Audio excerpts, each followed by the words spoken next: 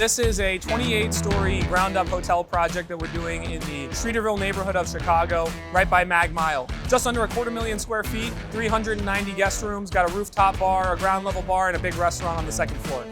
The architect and the owner wanted to have this exposed concrete facade. It's definitely very unique, both in the looks of it and in the construction of how we've got to go with the building.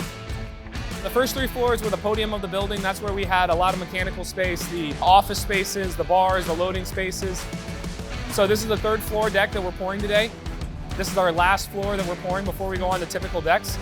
And we're hoping after that the building really starts to fly up.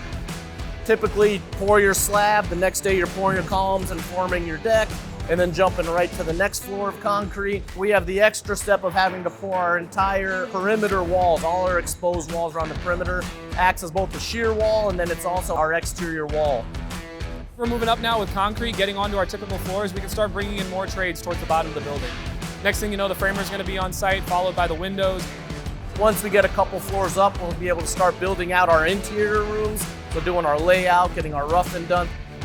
Oh, I'm excited when it opens to come stay at the hotel and enjoy all the hard work that we put into it.